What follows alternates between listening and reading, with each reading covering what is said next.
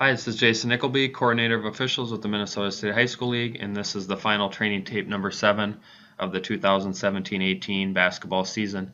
Hopefully these tapes have been helpful for you. Again, these plays aren't meant to pick on any one official or team. They're meant as a learning opportunity, and hopefully that's helping with that as we've gone along with the season. And with that, we'll get to the clips.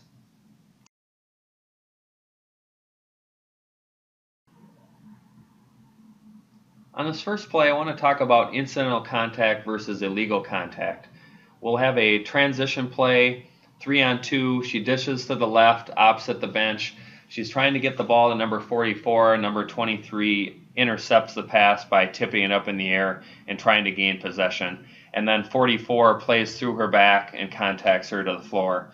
Properly called as a foul by the lead.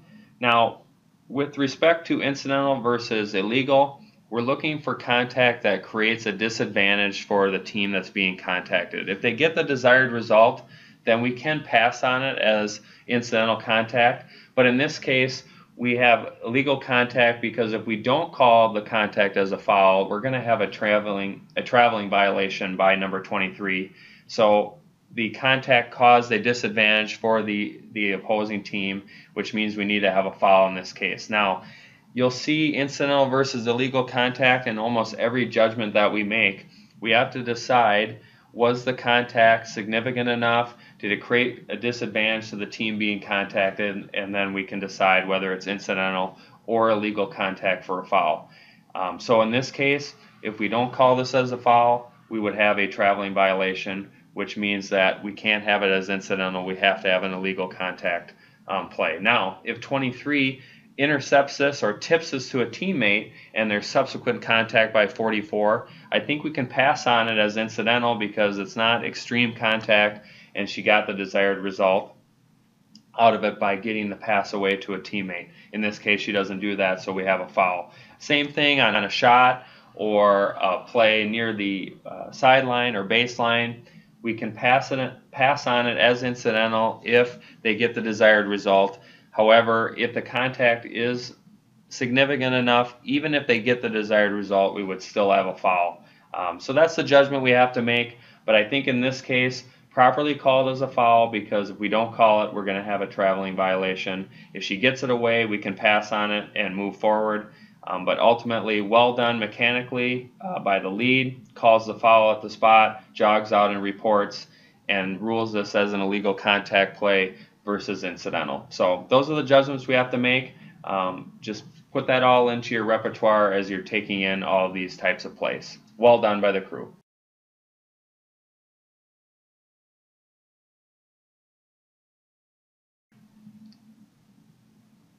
On this play, we have another fine example of a patient whistle, letting it play out, allowing the defensive player to make a good block.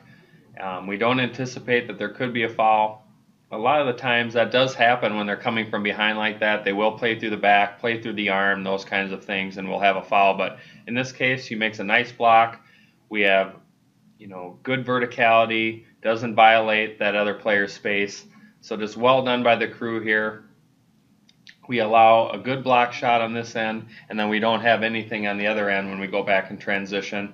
Not that there's any contact there, but just real well done officiating wise, good philosophy, good coverage, good patient whistle, let it play out. We're stationary, we view the play, let this defensive player make a good clean block. Very well done by the crew.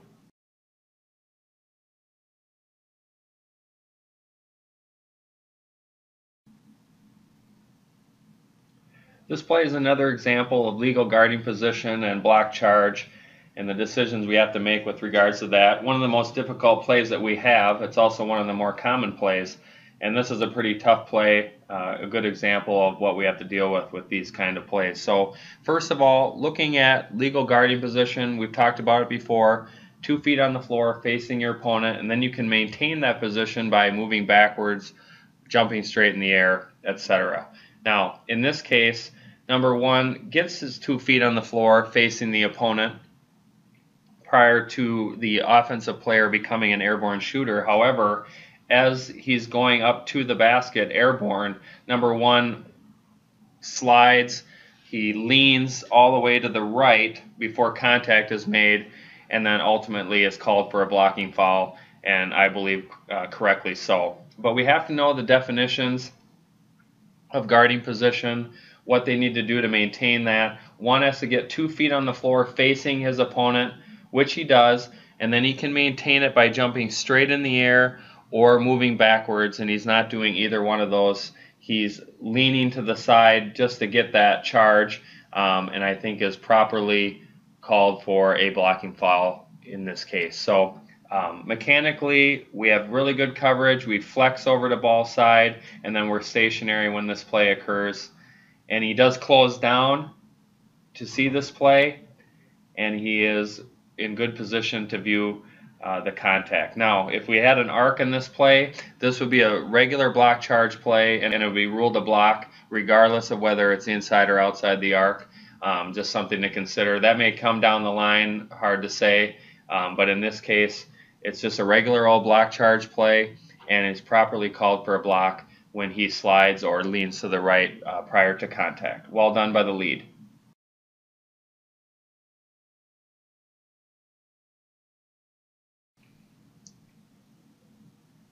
I wanted to show these next 2 plays as an example of what goaltending is and what it is not.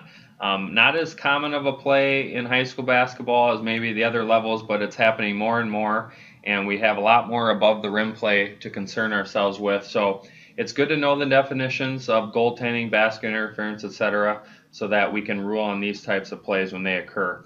First, the definition of goaltending is 422 on page 34, and goaltending occurs when a player touches the ball during a field goal try or tap while the ball is in a downward flight entirely above the basket ring level, has the possibility of entering the basket in flight, and is not touching the basket cylinder, or a player touches the ball outside the cylinder during a free throw attempt.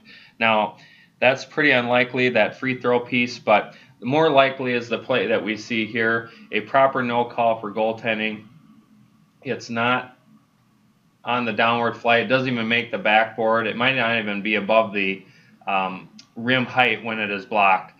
So we have a proper no call for goaltending this play. And just remember the definitions of basket interference and goaltending and the difference, because when we talk to coaches, talk with the players, we need to be able to be accurate in our rules knowledge and how they apply, and use proper terminology that the rule book has, so that we can always be backed up by the rule book. So in this case, sometimes we say, well, there's no basket interference because it was blocked before it hit the backboard. Well, that'd be inaccurate. It'd be a good no call for the wrong reasons.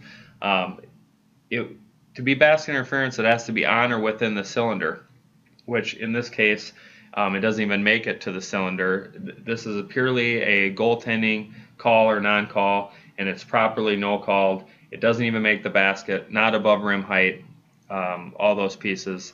And so that's what we have to take into account when we have goaltending plays. And now we'll look at a play where it is properly called as goaltending.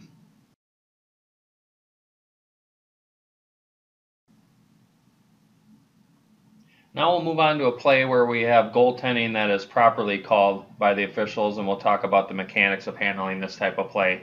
But it's really well done by the crew, really well handled mechanically and judgment.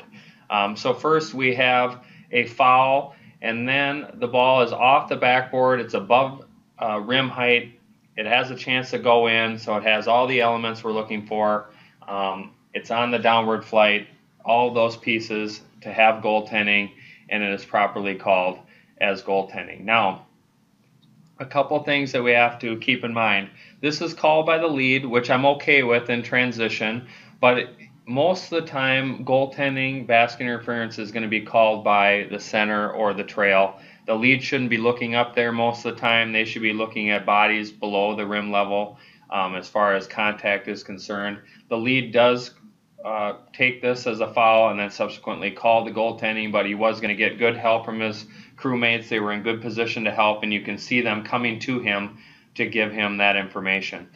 So in transition, I'm okay with lead taking it, but trail and C should for sure be ready to help and call that as goaltending if the lead does not have it. So he calls the foul, scores the basket on the goaltending, and then gives them one shot properly so. And well done by the C&T coming to give him the information. You can see the trail score telling him that the basket went in. It's up to the lead to ultimately score the basket when he gets over to the table, and score it at the site as well. But you can see that his partners are giving him that information. When we have these plays where it comes off the backboard, try not to nitpick it as far as, well, say the ball is going on its upward flight still. That would be having the best eyes in the history of officiating to say that you can tell the ball is going up by a millimeter.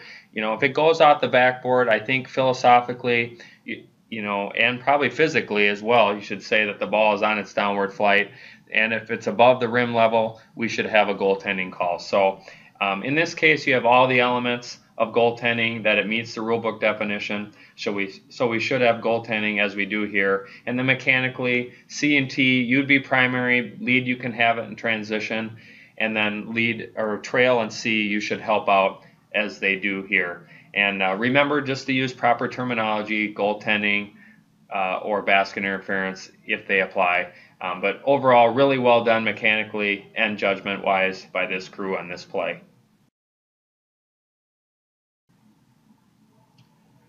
Again, many thanks for listening in on these tapes. Hopefully they've been helpful for you. Again, you don't have to agree with everything I say, just throwing out some thoughts, some tips for you to consider as a crew when you have games. And I know we're into section play now, but it's a good time to reconnect with your partners, have a good pregame, especially in light of the fact that we're in section play. These are pretty big games for the kids that are playing and the coaches and fans. So we want to give it our best shot. I know that you do. This is a good time to have a pregame again, have a good solid pregame. Sometimes we don't do that as well as the season goes, but now is a good time to do that. And we talked about some things last week: dead ball officiating, handling the clocks, working with the benches, those kind of pieces. And I just want to cover a couple more things, touch on some topics, and then that will be it for the season. And we'll be off into section play fully, and then the state tournaments. So a couple things, primary coverage areas, make sure you look at it in the mechanics manual and discuss it as a crew how you're going to cover it. It really doesn't make a huge difference to me personally if you don't follow the Federation manual verbatim on primary coverage areas. However, if you're both operating on two separate books, we're going to have trouble covering the game accurately. So just make sure as a crew we know what coverage areas we're going to cover and who's going to cover what, who's going to have block charge in the paint, who's going to take plays coming away from you or towards you, those kind of pieces. I know we touched on this in other tapes. It's just a good thing to talk about every time that we go out. Just make sure we're on the same page. Make sure we communicate well as a crew. We get into trouble when we don't communicate. Make sure to over-communicate. Talk about how you're going to help your partners on out of bounds, 2 versus 3 point try, tip ball, counting or canceling field goals, which we showed on this tape. And then signals to each other, be it verbally or other signals to indicate, we're in 1-on-1 or that someone is in foul trouble, so we're aware, those kind of pieces. Make sure you communicate all those things. And then obviously if you warn the coach or the team, or you have other issues, you should make sure your partners are aware of those as well. And we've talked about in the past on how you're going to cover last-second field goals and tries. It's always good to lock in the C opposite if at all possible, and then have the lead fill if we go in transition. But just make sure you communicate that as a crew.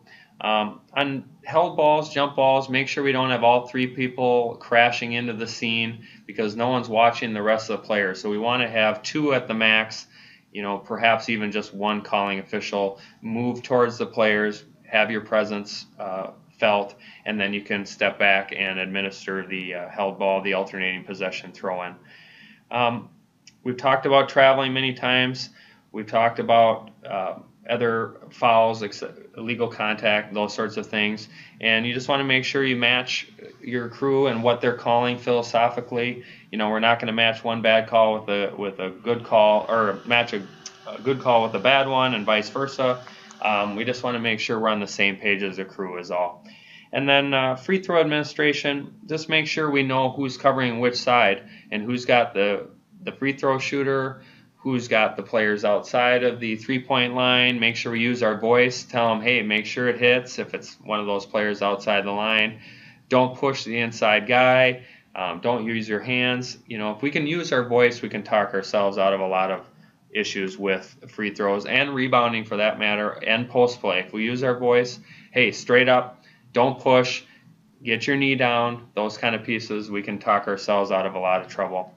And then just having crew discussions as we go, rules questions, clarifications, game situations, having a patient whistle on block shots, rebounding situations, and then ruling out of your primary. It better be big. We talked about it a couple weeks ago that it better be a big muskie out of your area for you to come get it, because we want to get the muskies within our own pond and not necessarily the perches and someone else's. So just make sure that we really get big calls in our primary before we start worrying about going other places. We have to trust our partner.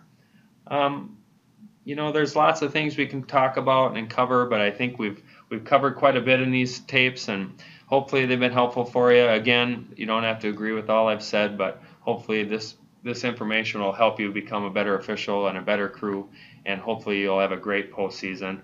Congratulations to those who've been selected for the state tournament. We'll have a new shirt, as you've been told before, and we'll get more information on that out as well, but we're excited about that change for our officials. And again, I appreciate all that you do and what you do for our officiating program, and good luck this postseason and during the off season. We'll catch you next season.